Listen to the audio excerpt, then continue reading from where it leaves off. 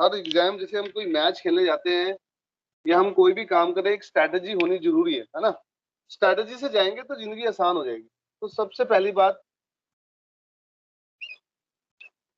कि हमारे पास कोई ना कोई स्ट्रैटेजी होनी चाहिए एग्जाम के पॉइंट ऑफ व्यू से। क्या स्ट्रैटेजी? कि हमें तैयारी कैसे करनी है। तो सबसे पहला काम जो मैं समझता हूं करना चाहिए, करोगे नहीं ये मुझे मालूम है, बट मेरा काम तुम्हें गाइड करने का। आप अपने टॉपिक्स लिखें, यानी कि subject celestial navigation, TCN, VEQ, क्या बोलते हैं इसको, शिप स्टैब, कंस्ट्रक्शन, कार्गो, क्या रह गया, 1 2 3, मेट्रोलॉजी। हाँ, मेट्रोलॉजी। ये सब ऐसे टॉपिक्स ये बनाए, मेन हेडिंग। अब इसमें लिखे आप टॉपिक्स कि इसमें टॉपिक्स कौन कौन से आते हैं। All topics to be listed down, सारे टॉपिक्स आइडेंटिफाई करो। All topics, topics topics topics सारे, ठीक है।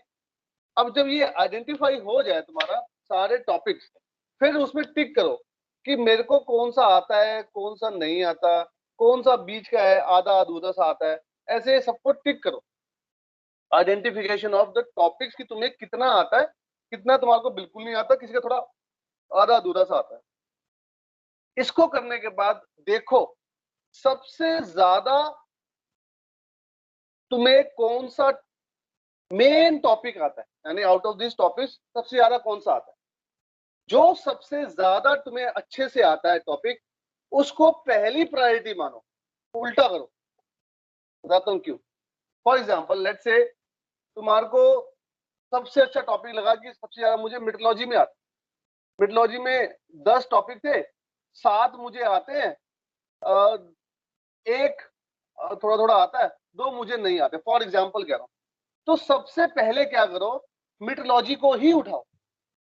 मेट्रोलॉजी को उठा के जो चीज तुम्हारे को नहीं आती है उसको पढ़ के समझ के खत्म करो। उससे क्या होगा, तुम्हारा एक टॉपिक खत्म हो गया, कंप्लीट एक सब्जेक्ट खत्म हो गया। That will give you confidence. तो धीरे धीरे ऐसे मूवमेंट करो, जो सबसे मुश्किल तुम्हारे को लगता है वो सबसे आखिरी में करो। अदरवाइज क्या होगा, अगर जो सबसे मुश्किल टॉपिक है उसको सबसे पहले करोगे तो तुम्हारा कॉन्फिडेंस लो हो जाएगा, क्योंकि उसको करने में बहुत टाइम चला जाएगा। तो बाकी सारे टॉपिक्स की टेंशन होनी शुरू हो जाएगी। कश्यप, मेरी बात समझ में आ रही है? Yes sir. है ना। सो ये स्ट्रेटजी अगर तुम लोग एग्जाम के लिए अपनाते हो, दिस विल गिव यू 2 3 4 चीजों की अंडरस्टैंडिंग देगी। एक, तुम्हें पता लगेगा सिलेबस है क्या। अभी तुम्हें यही नहीं पता सिलेबस क्या है, हमने कितना करा दिया है, कितना हमने छोड़ा दिया है, अगर छुड़वाया तो, है ना। एक बात प्लस यू विल नो कि मेरे को कौन से टॉपिक्स में मुझे अच्छे से आता है, कौन से टॉपिक मुझे आधे अधूरे आते हैं, कौन से टॉपिक मुझे नहीं आते। एक लिस्ट आउट हो जाएगा इसी टाइम पे। और फिर start with the strongest subject of your, यानी कि हर आदमी अपने हिसाब से स्ट्रेटेजी बनाएगा इसके बाद कि मेरा सबसे स्ट्रॉन्ग सब्जेक्ट कौन सा है, उसको सबसे पहले खत्म करना है, और जो सबसे वीकेस्ट सब्जेक्ट है उसको सबसे बाद में खत्म करना है। आत्मा सिंह, बात समझ में आ रही है? यस सर, समझ आया। क्या ये स्ट्रैटेजी अच्छी लग रही है या नहीं? सर बहुत अच्छी है स्ट्रैटेजी। तो स्ट्रैटेजी बनाओ। दूसरी बात, ये तो होगी एक स्ट्रैटेजी। फिर दूसरी स्ट्रैटेजी क्या है? दूसरी स्ट्रैटेजी है, let's talk about cell lab. Cell lab में मेरे को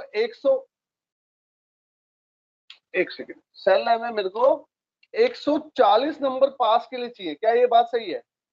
140 is passing and in TCN also 140। पहले मैं सेल लैब की बात बता रहा हूँ। सेल लैब में 2 सेक्शन है, पार्ट ए, पार्ट बी। क्या ये बात सही है? देखा किसी ने पेपर? Yes sir. इसमें से जो पार्ट बी है वो 140 नंबर का आता है। 140 नंबर का आता है। इसमें एक 1 चॉइस आती है,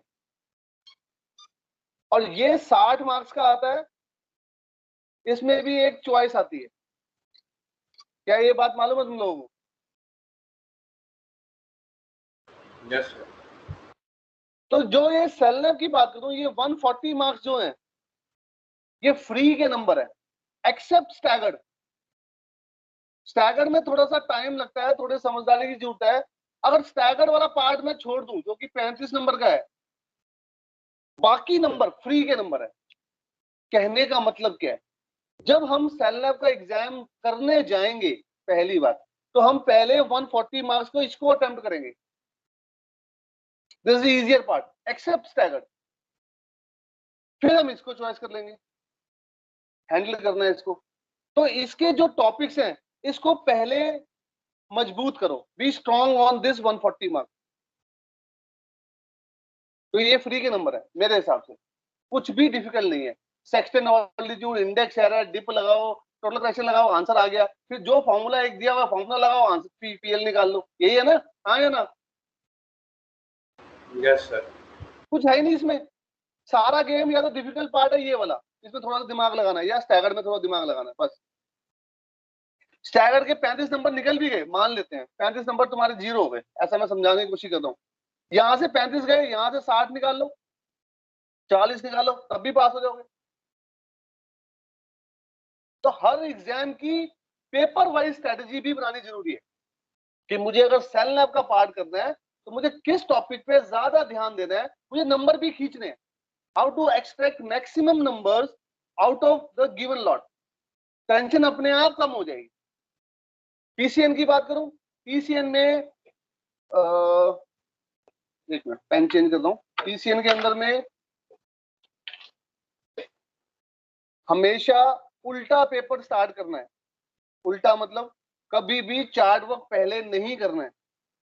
क्या करना है, तुम्हारा सबसे 8वां क्वेश्चन या 9वां क्वेश्चन जो होता है वो चार्ट सिंबल्स का होता है। क्या ये बात सही है? Yes sir.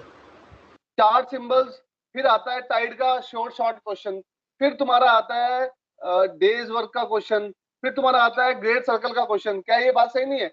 ये चारों क्वेश्चन फ्री के नंबर है, तो इतना भारी काम नहीं है इसको लेना। पहले ये अटेम्प्ट करना है, फिर चार्ट वर्क पे जाना है। ओ एक तो भूल ही गया मैं, पैसेज प्लान।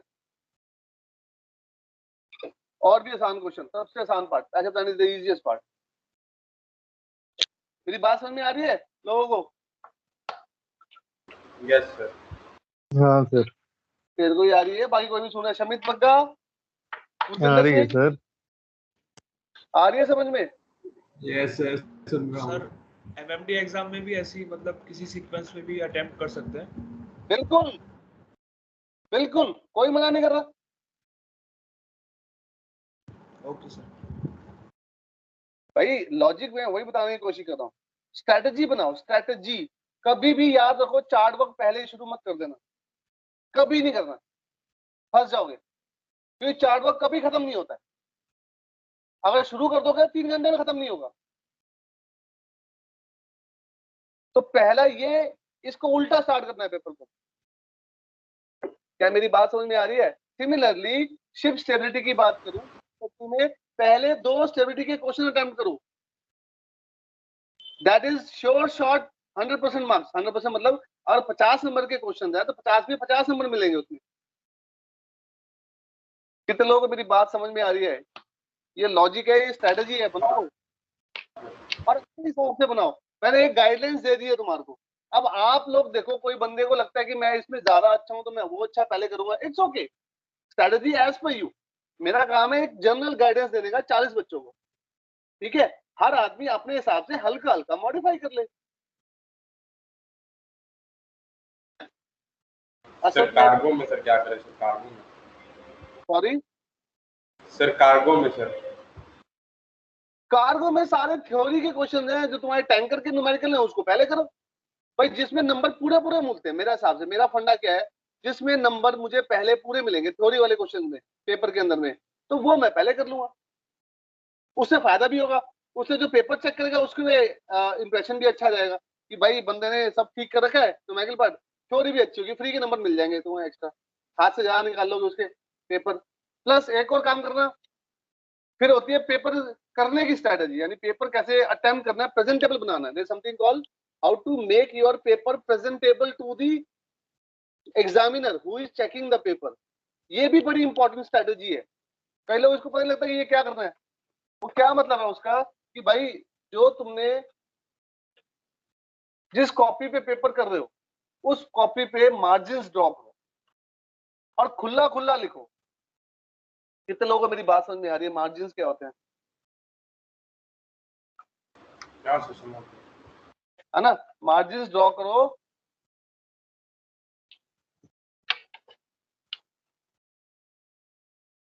दोनों साइड ड्रॉ करो मार्जिन। यहां पर लिखो, खुला खुला लिखो, साफ सुथरा लिखो, डायग्राम्स बनाओ ज्यादा से ज्यादा,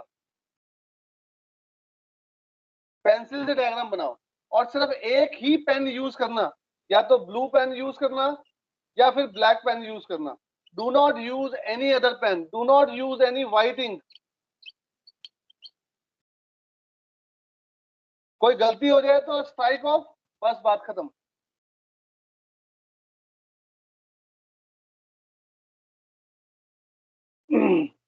रेड पेन बिल्कुल नहीं यूज करना, कहीं पर भी यूज नहीं करना है, बिल्कुल भी, स्ट्रिक्टली नो। रेड पेन और एनी अदर पेन, कई लोग ओम बनाते हैं, पता नहीं क्यों बनाते हैं, कई लोग कुछ और लिखते होंगे, कई लोग क्रॉस बनाते होंगे, ये सब नहीं करना एग्जाम के अंदर में। क्या मेरी बात समझ में आ रही है भाई जसवीर सिंह?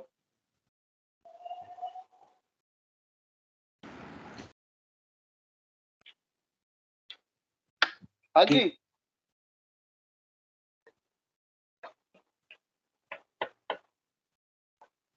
कोई और क्वेश्चन है भाई? कनिष्क कश्यप, या मेरी बात तेरे क्वेश्चन से बताया मैंने कि जो टेंशन हो रही है तो उसका सोल्यूशन क्या है? This is the solution for removing the tension. क्योंकि हे वायर करोगे, कुछ भी पढ़ लिया, कुछ भी कहीं से पढ़ लिया, कोई फायदा नहीं होगा, टेंशन बढ़ती रहेगी।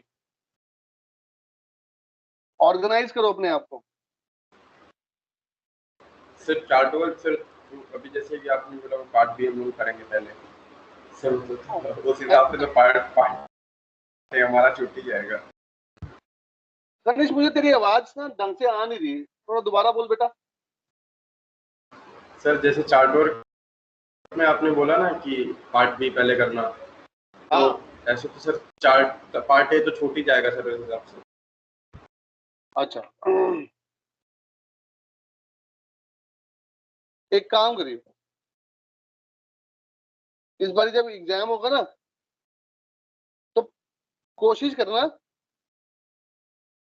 जो मैंने बताया उसका उल्टा चलने की, and you will get the answer on your own.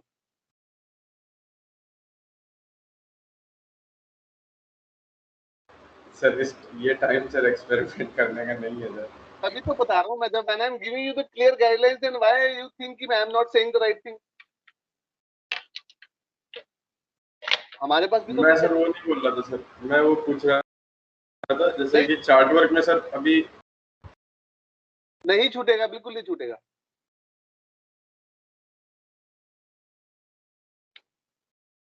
Chart work के अंदर भी एक स्ट्रेटजी है, इसके अंदर भी चार्ट वर्क में भी क्या स्ट्रेटजी है भाई? तुम्हारे आसान क्वेश्चन कौन से हैं? तुम्हारे आसान क्वेश्चन है चार्ट वर्क की मैं बात करूं तो प्लानिंग, नहीं, पैसिव प्लान तो मैंने पहले ही बोल दिया, वो सबसे आसान है वो।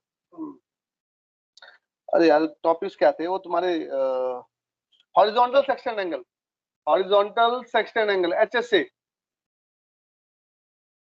याद आ रहा है कुछ? हाँ yes sir, sir. Yes sir. HSA और 3 पॉइंट बेयरिंग। नहीं, सबसे आसान टॉपिक ये है मेरे हिसाब से। इसका क्वेश्चन आता है सबसे पहले, इसको अटेम्प्ट करो, मतलब सबसे पहले होता है जब चार्ट वर्क पे आओगे तब इसको अटेम्प्ट करना पहले, है ना? फिर तुम्हारा 3 पॉइंट बेरिंग।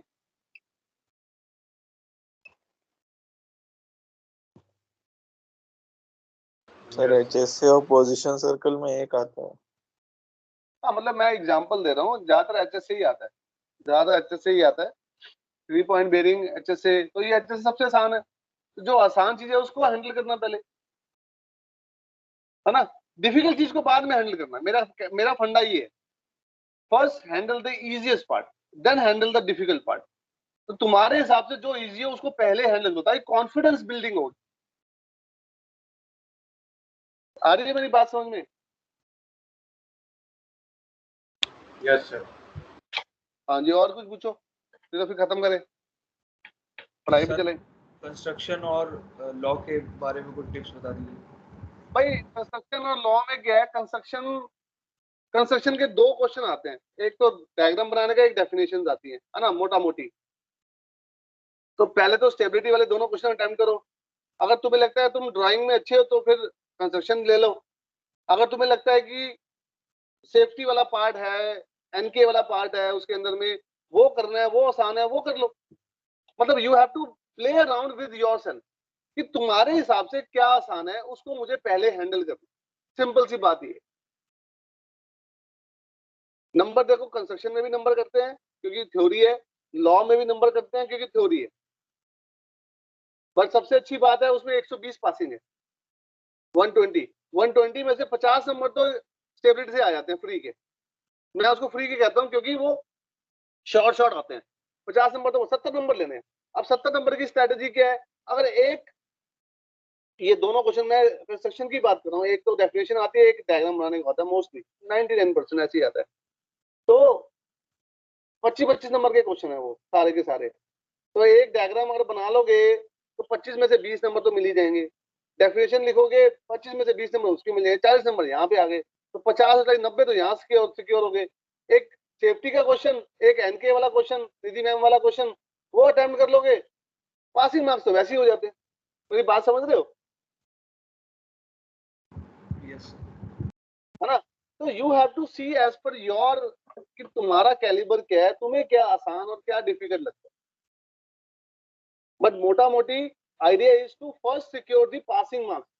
पासिंग मार्क्स की स्ट्रेटेजी बनाओ, पासिंग मार्क्स के बाद सिक्योरिंग मतलब स्कोरिंग की स्ट्रेटेजी बनाओ, कैसे और ज्यादा स्कोर करना है ताकि हम उसको मूव ऑन कर पाए। कि कहीं अटक गए, कोई चीज गलत हो गई तो हम उसको भी अल्टीमेटली पासिंग में कन्वर्ट कर लेंगे।